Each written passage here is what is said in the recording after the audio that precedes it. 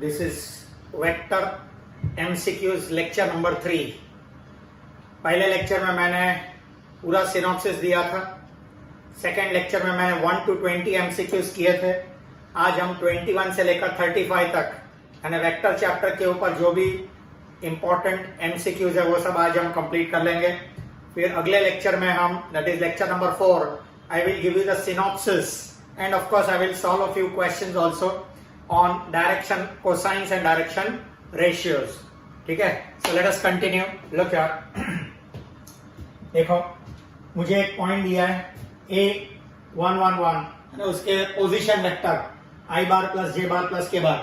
ठीक है, ये पॉइंट दिया है या तो पोजीशन वेक्टर में कैसे भी होगा कोई फर्क पड़ता नहीं है। so A B C and D are given। मुझे दिया गया है कि ये चारों पॉइंट कोप्लेनर है, चारों पॉइंट कोप्लेनर एक ही प्लेन में है चारों point. So if they are lying in the same plane, can I say AB bar, AC bar, AD bar? मैंने सबको AC चालू किया है। याद रखो को terminus AB, AC, AD। Can I find out? बोलो ये तीनों वेक्टर भी एक ही प्लेन में होंगे कि नहीं? They will also be coplanar। ये तीनों वेक्टर भी क्या होंगे? Coplanar. They will be coplanar। So AB bar, what is AB bar? B bar minus A bar। बोलो 2 में से 1 गया 1, 3 में से 1 गया 2, 1 में से 1 गया 0। बोलो बराबर। Same way can I do 0। ये देखो 1 में से 1 गया 0, 2 में से 1 गया 0, 1, 5 में से 1 गया 4। ठीक है, ये AC bar, C bar minus A bar, AD bar, D bar minus A bar. Is it lambda minus 1? 3 में से 1 गया 2, 5 में से 1 गया 3। बोलो क्या ये तीनों वेक्टर कोप्लेनर है? मतलब मैंने वेक्टर कोप्लेनर के लिए कंडीशन लिखाया था। If the vectors are coplanar AB bar, AC bar, AD bar, उसका scalar triple product determinant is 0। चलो इसको डिटरमिनेंट में कन्वर्ट कर दिया 1 2 0 0 1 4 लैम्डा माइनस 1 2 एंड 3। क्या डिटरमिनेंट को सॉल्व कर सकते हैं? हमारा आंसर आता है लैम्डा इक्वल टू 13/8। जरा देखो ऑप्शन डी आता है आंसर हमारा। The answer is D 13/8। चलो नेक्स्ट क्वेश्चन देखो 22nd। The volume of a parallelepiped. देखो हमको एक पैरेललोपाइपेड का वॉल्यूम चाहिए। ठीक है, विथ वेक्टर्स। देखो 3 वेक्टर दिया है, मैंने उसको नाम लिखा है। आप capital A bar, B bar, C बार भी लिख सकते हैं जैसे हमने पिछले लेक्चर में बताया था। मैंने P bar, Q bar, R bar लिखा है। So P bar, Q bar, R bar they are along. ये देखो डायग्राम बता रहा हूं मैं। Look here diagram please here. ये डायग्राम देखिए, ये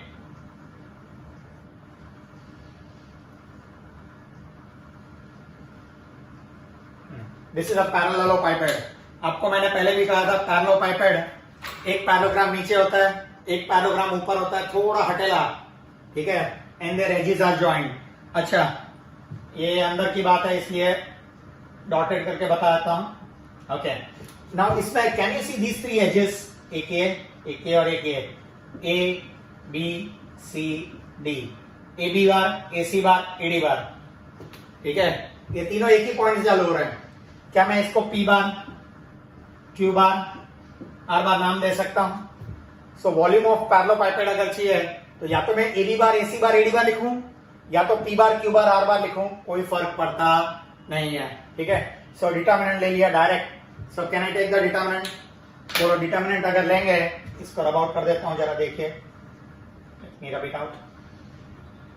ओके, बोलो अगर डिटरमिनेंट लिया तो 1 2 -1 डायरेक्ट 1 - 1 0 एंड 1 - 1 -1। ये तीनों वेक्टर अलोंग कोटर्मिनस है जिसको डायरेक्ट लिख दिया। क्या ये इन terms of A bar, B bar, C बार है ना? मैंने आपको याद है एक बात कही थी कि अगर ये तीनों वेक्टर को डिटरमिनेंट में कन्वर्ट करना है तो कंडीशन है I bar, J bar, K बार में होगा तो डायरेक्ट कर सकते हैं। और अगर मालूम है इसके पहले के प्रॉब्लम में they were in terms of I bar, J bar, K bar, ये I bar, J bar, K बार के टर्म्स में था, तो इसलिए मैंने डायरेक्ट लिख दिया था। यहां पर इन terms of A bar, B bar, C बार है तो determinant times A bar, B bar, C बार। ये पॉइंट नोट किया जाए लॉर्ड। बोलो क्या ये डिटरमिनेंट सॉल्व कर सकते हैं? Times A bar, B bar, C बार। बोलो डिटरमिनेंट का आंसर आएगा 3 और ये A bar, B bar, C बार। जरा आंसर देखो, मेरा आंसर है यानी K का वैल्यू कंपेयर करके इजन K का वैल्यू आएगा 3, K का वैल्यू 3। ठीक है, चलो नेक्स्ट जरा क्वेश्चन नंबर 23 देखो। Question says volume of parallelepiped whose co-terminus edges, देखो फिर से एक बार, ए बार बी बार सी बार नाम मैंने दिया है। देखो is it in terms of I bar J bar K bar, यानी डिटर्मिनेंट लेते समय कोई टेंशन नहीं है, ठीक है। चलो सो इसको ए बार नाम दिया, इसको बी बार नाम दिया, इसको सी बार नाम दिया। दे आर अलोंग को टर्मिनस एजेस, यानी वो पैरेललोपाइपेड का, ये देखो अगर ये पैरेललोपाइपेड है तो इसके लिए को टर्मिनस एजेस है। बोलो क्या ये तीनों एज ए बी, ए सी और ए डी, इसको मैं ए बार, इसको बी बार, इसको सी बार, क्या ये तीनों एक ही पॉइंट से स्टार्ट हो रहे हैं? क्या मुझे direct A bar B bar C बार दिया है? बोलो direct A bar B bar and C bar are given, ठीक है। इसका वॉल्यूम मुझे 8 दिया हुआ है। The volume of parallelepiped is given as 8, this is given. Therefore मालूम है वॉल्यूम ऑफ पैरेललोपाइपेड का फॉर्मूला ए bar B bar C bar का डिटर्मिनेंट बॉक्स प्रोडक्ट। बोलो डिटर्मिनेंट, बोलो what is A bar -P05, ये बी बार और ये सी बार, ये तीनों लिख दिया। डिटर्मिनेंट का सॉल्व किया, सिंप्लीफाई करो, हमको ये रिजल्ट मिल रहा है, that is option number A, option A, ठीक है। This is number 23।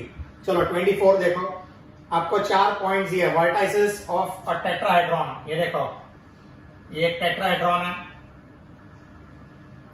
A B C D. बोलो इसके वर्टाइसेस दिया है, बोलो एबीसीडी दिया है।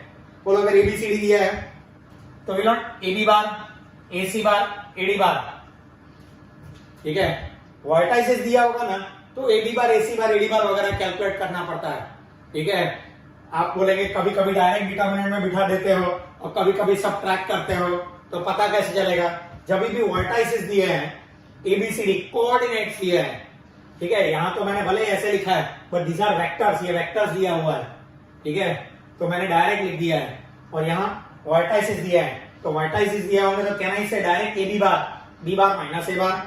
अच्छा एक काम करते हैं, मालूम है volume of tetrahedron, what is volume of tetrahedron? 1/6 A B bar, A C bar, A D bar. Isn't A B bar, A C bar, A D bar are the coterminous edges, concurrent edges या तो को-टर्मिनस edges.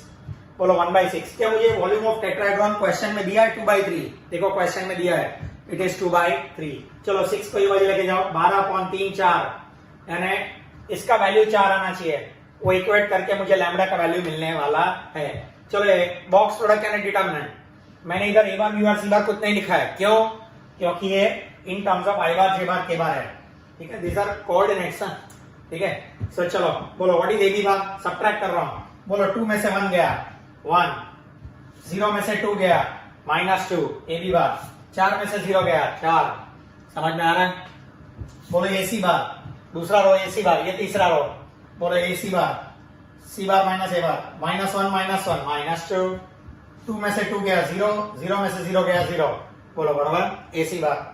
चलो ए D bar, D bar minus A bar, A D यानी D bar minus A bar, subtract. बोलो इसमें दिया subtract करो, -1 -2, 1 में से 2 गया -1 एंड लैम्डा -0 इज लैम्डा। बोलो क्या ये डिटर्मिनेंट सॉल्व कर सकते हैं? अच्छा डिटर्मिनेंट सॉल्व करने से पहले ये निकाल देता हूं ताकि आपको समझने में इजी पड़ जाए, ठीक है। ओके बोलो अभी डिटर्मिनेंट देखो, बोलो how do you expand determinant?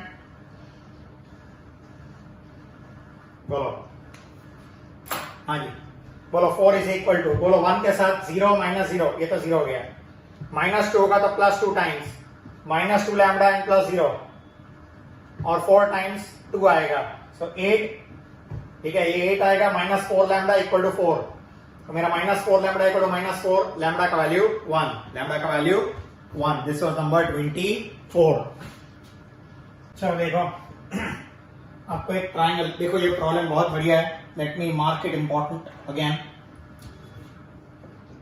ये प्रॉब्लम में एक स्पेशल मेथड है आंसर लाने का, जरा क्वेश्चन पढ़ो 24 25 बरोबर। We are doing question number 25 26 right, हाँ 25। Look here, question number 25।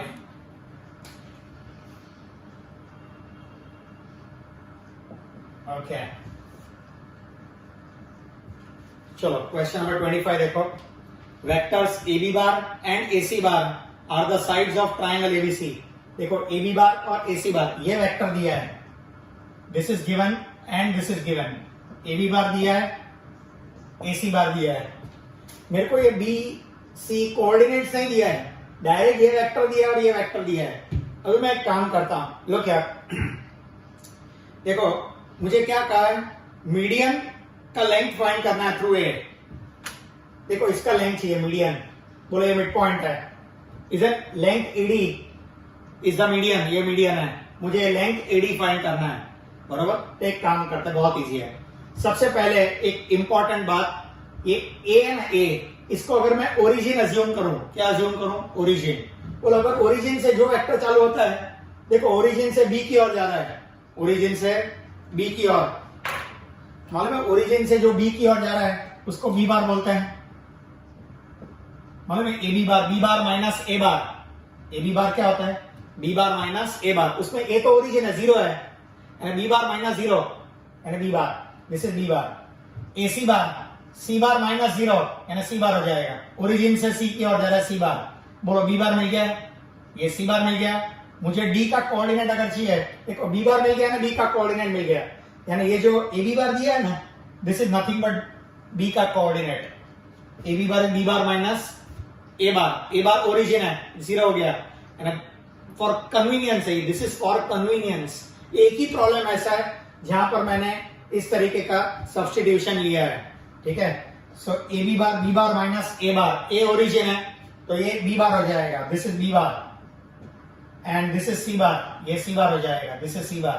बोलो बी बार और सी बार, मैंने बी और सी कोऑर्डिनेट लिखा है, बोलो बी और सी का कोऑर्डिनेट मालूम होगा तो क्या मैं मिड पॉइंट फॉर्मूला से, D is the mid point of B C, क्या मैं मिड पॉइंट फॉर्मूला से डी का कोऑर्डिनेट ला सकता हूं? बोलो डी का कोऑर्डिनेट मिल गया ए डी बार, डी का कोऑर्डिनेट मिल गया ना, तो we not A D bar is same है D bar minus O bar, origin यानी डी बार ही आएगा, this is D bar, this is nothing but D bar, A D bar, ठीक है। बोलो इसका लेंथ अगर चाहिए, length A D, is it length of A D bar, this is same as magnitude of D bar, this is same as magnitude of D bar is equal to under root. बोलो किसी भी vector का magnitude find करना होगा, under root of तीनों को square करके add कर दो, 4 का स्क्वायर 16, माइनस 1 का स्क्वायर 1 और 4 का स्क्वायर 16, 16 16 और 1 root 33 units is the answer. बोलो आंसर कौन सा है, D, the answer is D option. You understand? Okay, चलिए 26 नंबर, ये मैंने सिनॉप्सिस में एक बहुत बढ़िया बात बताई थी, लेक्चर नंबर 1 एमसीक्यूज, उस समय एक बात बताई थी, आज फिर से एक बार बताता हूं। समझो ये H ऑर्थो सेंटर है, H is nothing but ortho centre, H is ortho centre, ortho centre, बरोबर। ये O जो है ना, ये सर्कम सेंटर है, और G तो सेंट्रॉइड होता है, G इज द सेंट्रॉइड।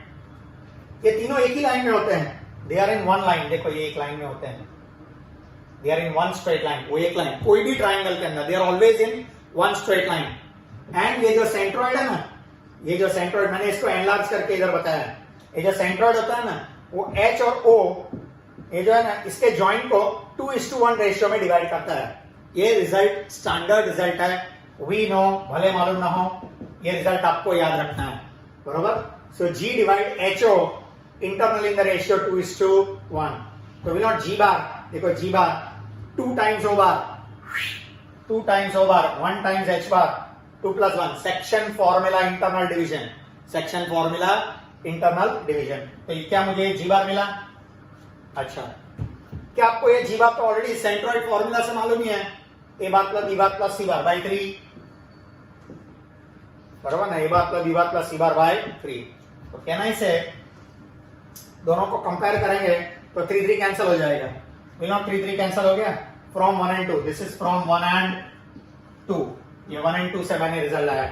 चलो इसको मैं रिजल्ट नंबर 3 बोल देता हूं, समझो, दिस इज रिजल्ट नंबर 3।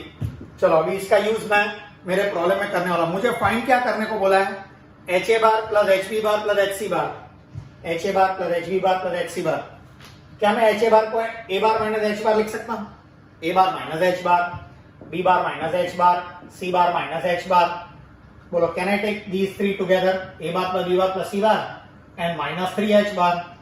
क्या मैं A bar plus B bar plus C bar का वैल्यू इधर से सब्स्टिट्यूट कर सकता हूं? From 3, this is from 3। बोलो क्या ना, इसे 2 ओ बार h बार में से 3h बार गया माइनस 2h बार, 2 कॉमन ले लो, o बार माइनस h बार। मालूम है o bar minus h bar is ho bar. ho बार का मतलब o बार माइनस h बार होता है। So 2 times o bar minus h bar is ho bar. My answer is B. B option मेरा answer है। You understand? चलो question number 27। देखो आपको एक ABCD ट्रपेजियम दिया है। क्या दिया है? ट्रपेजियम। क्वेश्चन ABCD में क्या दिया है? ट्रपेजियम दिया है क्वेश्चन के अंदर। अच्छा बोलो, you are given BC bar lambda times AD bar. BC bar is lambda times AD bar. इसका मतलब बोलो, एक वेक्टर दूसरे वेक्टर का स्केलर मल्टीपल है। इसका मतलब BC bar and AD bar are collinear या तो पैरेलल है कि नहीं? देखो BC और AD पैरेलल है, ठीक है। सो BC और AD पैरेलल है। कोई भी दो वेक्टर याद रखो पैरेलल होगा तो एक वेक्टर को दूसरे वेक्टर के टाइम्स स्केलर मल्टीपल टाइम्स लिख सकते हैं। पैरेलल या तो कोलिनियर, सेम थिंग, ठीक है। So BC bar is lambda times AD bar. और दूसरा दिया है P bar equal to AC bar plus BD bar. P bar equal to AC bar plus BD bar is collinear with AD bar. यानी P bar is collinear with AD bar. वो तो next इसमें भी लिखा हुआ है, देखो P bar equal to lambda times, अरे म्यू टाइम्स AD बार। देखो ना, P bar is some scalar times AD bar. तो इसका मतलब ये और ये दोनों पैरेलल है। पैरेलल यानी कोलिनियर, पैरेलल यानी कोलिनियर।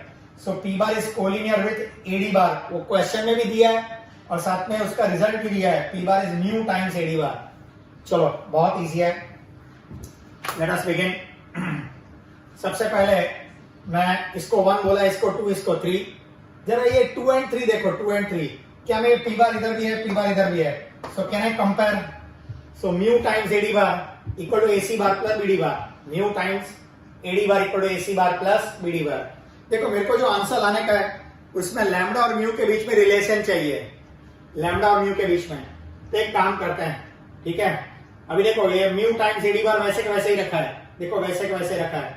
अभी देखो AC बार क्या ना इसे, ये देखो AC बार, मैं ट्रायंगल लॉ यूज कर रहा हूं। क्या ना इसे AC bar is AD bar plus BC bar, triangle law. यहां से अंधेरी से चर्चगेट जाना है तो अंधेरी से दादर, दादर से चर्चगेट जा सकता है। देखो अंधेरी से चर्चगेट जाना है, अंधेरी से दादर, दादर से चर्चगेट। आप ऐसे भी जा सकते थे, अंधेरी से बांद्रा, बांद्रा चर्चगेट, कैसे भी जा सकते हैं। मैंने ऐसे गया है AD bar plus BC bar. देखो this is by triangle law, by triangle law vector addition. अच्छा BD बार बोलो, BD बार ये देखो, ये BD बार। बोलो इधर से बोरीवली से दादर जाना है, बोरीवली से दादर, तो बोरीवली अंधेरी, अंधेरी दादर, वैसे भी जा सकता हूं, बोरीवली अंधेरी, अंधेरी दादर। देखो ठीक है। या तो फिर बोरीवली से चर्चगेट होके दादर रिटर्न हुआ। देखो मैंने कैसे लिया है, बोरीवली से चर्चगेट, चर्चगेट से दादर, बोरीवली से चर्चगेट, चर्चगेट से दादर, ऐसे जाने का ना। आई एम गोइंग लाइक दिस। ऐसे भी जा सकते हैं आप, ऐसे भी जाओ ना चलेगा, ऐसे जाओ तो भी चलेगा। मैंने ऐसे क्यों लिया है मालूम है? ये बाजू DC बार आ रहा है, ये बाजू CD बार आ रहा है। मालूम है DC bar and CD bar same magnitude opposite direction, they will cancel each other, they will cancel each other. So ये ट्रायंगल लॉ से ऐसे गया, ये ऐसा जा रहा हूं और ये ऐसा जा रहा हूं। देखो ना, like this, this is like this and this is like this. तो क्या ये दोनों एक दूसरे को नलीफाई कर देगा, कैंसल हो जाएगा।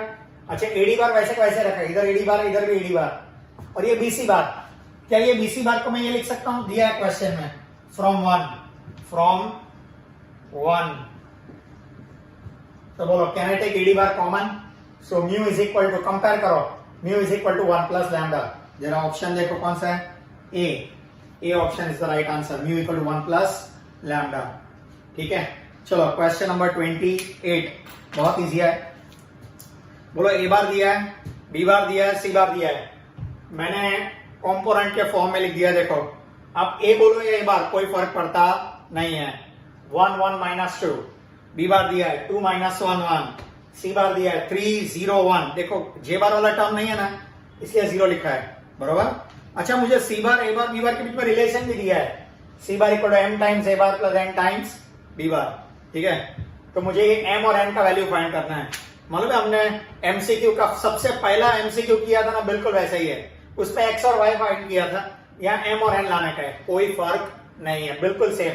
क्या मैं ये सी बार का वैल्यू इधर सब्स्टिट्यूट कर सकता हूँ, ए बार का वैल्यू इधर से सब्स्टिट्यूट कर सकता हूँ, बी बार का वैल्यू इधर से सब्स्टिट्यूट कर सकता हूँ। बस अब क्या, I am comparing I bar, J bar, K बार। जरा ऑब्जर्व करना, सी ये पहला, इधर का पहला, m अंदर जाएगा तो m आएगा, ये 2n हो जाएगा, m plus 2n is equal to 3। Actually मैंने I bar, J bar, K बार लिखा नहीं है, ठीक है। सो कैन आई से ये 1 इंटू m हो जाएगा, 2 इंटू n 2n हो जाएगा, तो 1 plus 2n is equal to 3। पहला, सबका पहला लिया है। अभी सबका सेकेंड 0, इधर m आएगा, इधर माइनस n आएगा और ये 0। So m minus n is equal to 0, m minus n equal to 0। ये तीसरे की जरूरत ही नहीं है, तीसरे की जरूरत नहीं है, लेकिन फिर भी मैंने लिखा है minus 2m plus n equal to 1, तीसरा, ठीक है, उसकी जरूरत नहीं है, डोंट सी, मत देखो इसको। बोलो 1 में से 2 अगर सब्ट्रैक्ट किया, 1 में से 2 सब्ट्रैक्ट करो, बोलो इफ यू सब्ट्रैक्ट किया गया 2n प्लस n 3n हो जाएगा, और 3 minus 0 3, so 3n equal to 3, n का वैल्यू 1। बोलो if n is 1, will not m will also be 1, ये भी 1, ये भी 1। खाली तेरी आत्मा की शांति के लिए बता रहा हूं, ये 1 है, ये 1 है, जरा 1 1 इधर डालो, 1 1 इधर डालो, इट हैज टू सेटिस्फाई, ये सेटिस्फाई होना ही चाहिए, यानी एक क्वेश्चन में करेक्शन है। देखो ये देखो, ये करेक्शन में बताता हूं, ये -1 होना चाहिए था, 3 0 -1, इट हैज टू बी 3 0 -1, ये 3 0 -1 होना चाहिए, यानी करेक्शन कर दो, वो 3 आई बार माइनस के बार कर दो। देखो ये माइनस, ये देखो ये -1 होना चाहिए, this has to be -1, put 1 1 here, 1 1 डालो। ये तीनों, तीसरा वाला इक्वेशन का भले ही कोई यूज नहीं है, इसका मतलब ये नहीं है कि वो फालतू है, हमको उसको भी सेटिस्फाई करके बताना पड़ेगा। ये 1 1 डालो इधर, बोलो 1 1 डालेंगे, इधर 1 1 डालो, देखो 1 -1 0, इधर 1 1 डालो, देखो 3 हो रहा है, तो ये भी सेटिस्फाई होना चाहिए।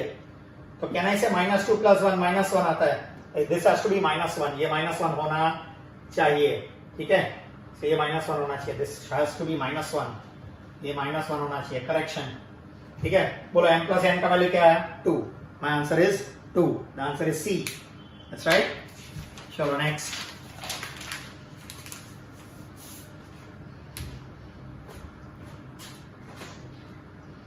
चलो question number 29, Z1 and Z2 are the Z coordinates of the points of trisection of segment joining the points A and B। बता रहा हूं क्या है।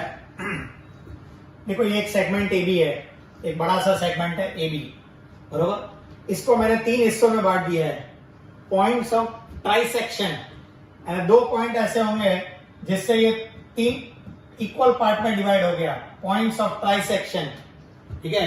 बाइसेक्ट का मतलब 2 इक्वल हाफ, ट्राइसेक्ट का मतलब 3 डिफरेंट पार्ट्स। देखो 3 इक्वल पार्ट में कन्वर्ट हो गया है, they are converted into 3 equal parts, 3 equal part में कन्वर्ट हो गया है, ठीक है। चलो अभी एक काम करते हैं, ये देखो Z1 and Z2 they are the Z coordinates of the point of trisection, these are the points of trisection C and D। तो ये इसका Z कोऑर्डिनेट है, ये इसका Z कोऑर्डिनेट है। ये पूरे प्रॉब्लम में मुझे x और y कोऑर्डिनेट के साथ कोई रिलेशन नहीं है, I am not interested in x and y coordinates of A and B also, उसके में कोई इंटरेस्ट नहीं है। चलो एक काम करते हैं, मैं D वाला पार्ट नहीं बताता हूं, पहले खाली C वाला। ये देखो, isn't C is dividing AB internally, ये देखो ना, ये 1 है, ये 2 हिस्से हैं, these are 2 parts, तो 1:2 पार्ट हो गया। So can I say C divide AB internally in the ratio 2:1, 1:2? C AB को 1:2 रेशियो में डिवाइड करता है C, और D जो है वो 2:1 में डिवाइड करता है, बरोबर।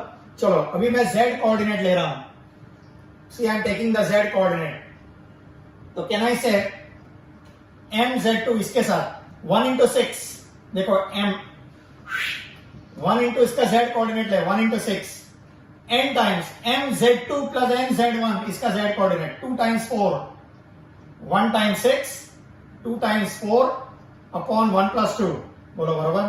तो ये 6 और 8, 14/3, Z1 का वैल्यू आ गया 14/3, 3. चलो वैसे ही isn't D is dividing AB internally in the ratio 2:1. कौन से रेशियो में डिवाइड कर रहा है? 2:1. बोलो अगर 2:1 रेशियो में डिवाइड कर रहा है तो कैन आई से इसका z कोऑर्डिनेट यानी z2 is m times this. ये देखो m टाइम्स m 2 times 6. इसको इसके साथ और इसको इसके साथ 1 times 4. देखो ना 1 times 4, 2 times 6, 1 times 4. बोलो ऊपर आएगा 12 और 4 16. ये Z1 है, ये Z2 है. बोलो मुझे पूछा क्या है? Z1 plus Z2. बराबर? This is Z1 plus Z2. ठीक है? बोलो 14 plus 16 30, 30 by 3. The answer is 10. Answer बोलो कौन सा है? D. The answer is D. चलो नेक्स्ट जरा क्वेश्चन देखो. नेक्स्ट 30. जरा क्वेश्चन देखो. L and M are 2 points with position vectors. बोलो L का पोजीशन वेक्टर L बार और M का position vector M bar. L and M are 2 points with position vector. दोनों का पोजीशन वेक्टर दिया है. देखो पहले का क्या दिया है? 2a बार माइनस b बार और दूसरे का a बार प्लस 2b बार. ये दिया हुआ है. बरोबर? हाँ जी. बोलो अब मुझे पूछा क्या है? बोलो हमको दिया गया है कि n डिवाइड lm. देखो n जो है वो lm को एक्सटर्नली डिवाइड कर रहा है. ठीक है? n divides lm externally. कौन से रेशियो में? 2:1. एक मिनट. बोलो 2:1. 2:1. मालूम है ये AP और ये PB. बराबर? यहां AB के बदले देखो ये A और B के बदले L और M है. A और B के बदले है L और M है ना. और N इज डिवाइडिंग तो ये N आएगा ये और ये N आएगा. ठीक है? सो P के बदले N. सो यहां पर ये देखो ये 2 आएगा और ये 1. एक्सटर्नल डिवीजन ना. एक्सटर्नल डिवीजन यहां पर होता तो दिस इज टू दिस ऐसे करके आता था. दिस ये M आता था और ये N आता था. M इज टू N ये बाजू होता तो M छोटा होता था, N बड़ा होता था. यहां पर देखो M बड़ा है और N छोटा है. ठीक है? चलो अब देखो can I apply section formula external division. बोलो n बार इज 2 टाइम्स मतलब m b बार. ये m और n समझो. छोटा m छोटा n, small m small n. बरोबर? m b बार. b बार के बदले m बार हो जाएगा. Minus n a bar. a bar is l बार. ठीक है? Upon m minus n. ये तो 1 हो गया नीचे. बोलो 2 times m bar. Can I substitute m बार का value? Can I substitute l बार का वैल्यू? बोलो 2 को अंदर लेके जा. 2a बार कैंसिल हो जाएगा. 2 को अंदर लेके जा 4b bar and plus b bar. 5b bar is the answer. बोलो 5b बार कौन सा है? Answer is C. My answer is C. ठीक है? चलो नेक्स्ट क्वेश्चन नंबर 31. बोलो क्वेश्चन में क्या दिया है? एक PQRS क्वाड्रिलैटरल है. कोई भी हो सकता है. ठीक है? It is a quadrilateral. कोई भी एक क्वाड्रिलैटरल है. ठीक है? So M and N are the midpoint of PQ and SR. देखो ये M इसका मिड पॉइंट है और N इसका मिड पॉइंट है. मिड पॉइंट आया तो मिड पॉइंट फॉर्मूला आया. देखो M is the midpoint of PQ, P bar plus Q bar by 2. N is the midpoint of SR, S bar plus R bar by 2. पूरे mid point आया. देखो इसका use आएगा. कैसे आएगा बता रहा हूं. ये फाइंड करके रखा है, लिख के रखा है. बोलो अभी मेरे को किसका आंसर चाहिए? PS bar plus QR bar. PS bar plus QR bar. What is PS bar? S bar minus P bar. What is QR bar? R bar minus Q bar. चलो can I take positive terms together? ये देखो ये दोनों को एक साथ ले लिया. Can I take negative terms together? ये दोनों को एक साथ ले लिया. बोलो what is S bar plus R bar? यहां से इसको भाई लेके जाओ. 2n bar. What is P bar plus Q bar? 2m bar. बोलो 2 कॉमन ले लो. n bar minus m bar is mn bar. बोलो 2mn bar. कौन सा आंसर है? C. That's right. सही है. ओके बहुत इजी प्रॉब्लम है. देखो 30 सेकेंड. बोलो A बार दिया है. I bar plus J bar plus के बाद देखो मैंने 1 1 1 करके लिखा है कॉम्पोनेंट्स. फिर B बार लिखा है 2 लैम्डा 1 2 लैम्डा 1. C बार दिया है 1 माइनस 1 4. बरोबर? And A bar dot B bar cross C बार. मतलब पहले डॉट बाद में क्रॉस, पहले क्रॉस बाद में डॉट, कोई फर्क पड़ता नहीं है. इक्वल टू 10 दिया है यानी डिटर्मिनेंट का वैल्यू इक्वल टू 10 दिया है. ए बार ये scalar triple product equal to 10 तो डिटर्मिनेंट इक्वल टू 10.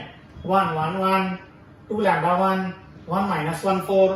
क्या डिटर्मिनेंट को एक्सपांड करके सिंप्लीफाई करके लैम्डा का वैल्यू ला सकते हैं?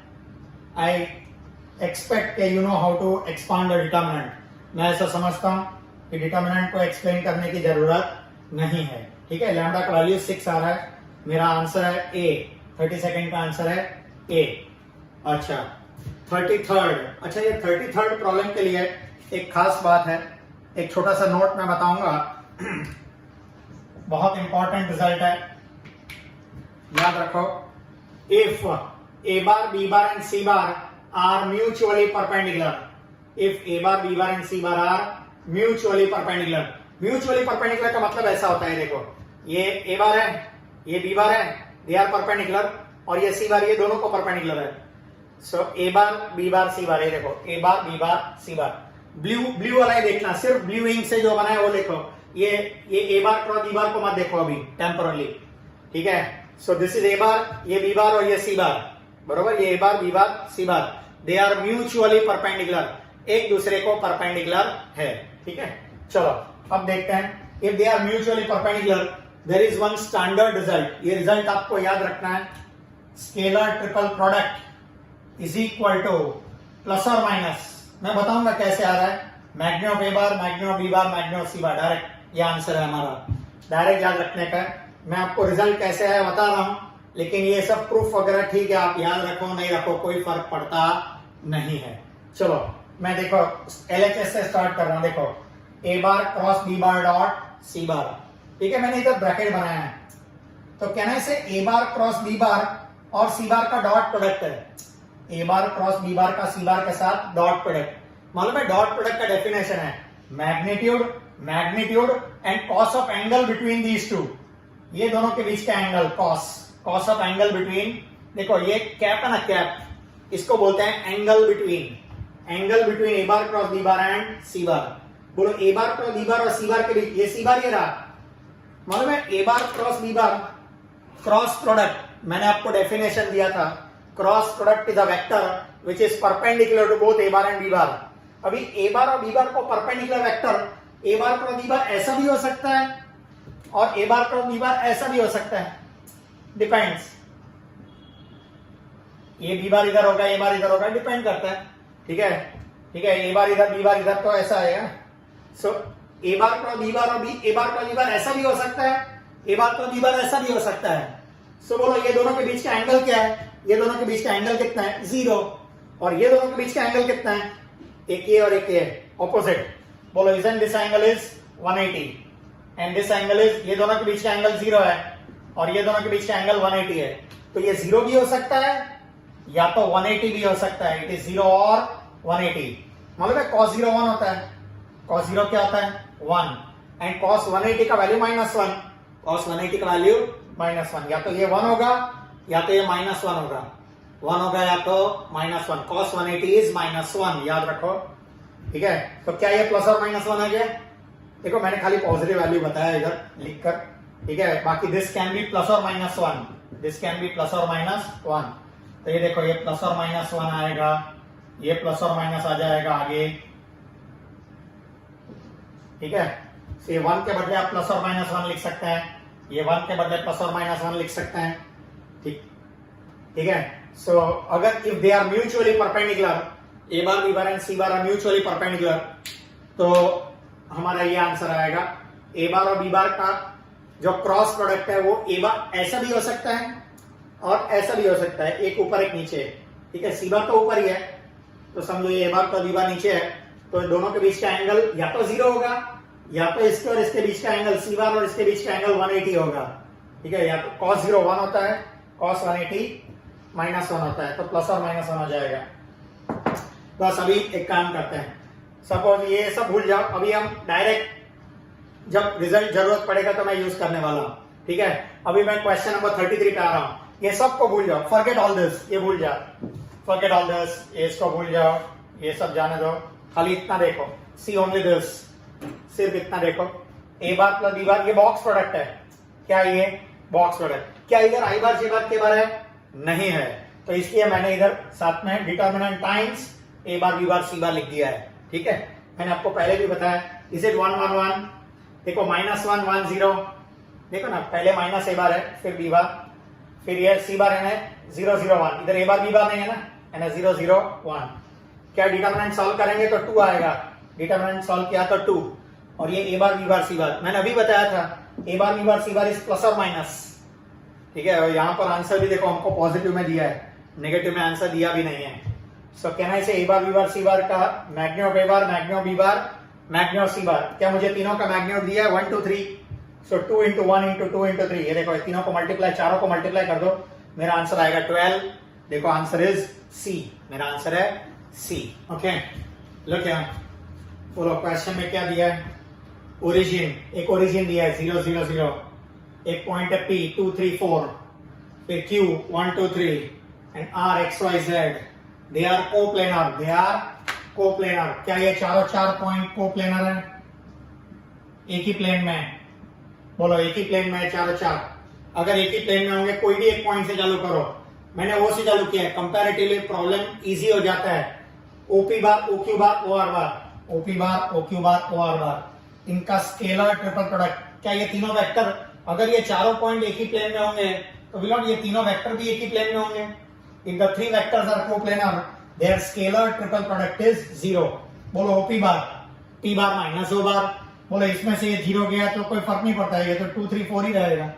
ये OP बार है, ये OQ बार है, और ये OR बार, मालूम OQ बार, Q बार माइनस O बार, इसमें से ये गया तो कोई फर्क पड़ता नहीं है। OR बार, बरोबर। बोलो चलो ये डिटरमिनेंट सॉल्व करो, डिटरमिनेंट को एक्सपांड करो, सिंप्लीफाई करो, you will get answer C. C option ये आंसर आएगा। You understand? अच्छा चलो आखिरी सवाल 35। Look at the question. X bar dot A bar is 0। मालूम है कोई भी दो वेक्टर का डॉट प्रोडक्ट 0 है ना, perpendicular. X bar is perpendicular to A bar, X bar is perpendicular to A bar. X bar dot B bar is 0। बोलो ये दोनों का डॉट प्रोडक्ट भी 0 है और ये भी डॉट प्रोडक्ट 0 है। एक्स बार का ए बार के साथ, एक्स बार का बी बार के साथ, एक्स बार का सी बार के साथ, तीनों के साथ डॉट प्रोडक्ट 0 है। इसका मतलब ये एक्स बार जो है वो ए बार बी बार सी बार तीनों को परपेंडिकुलर है।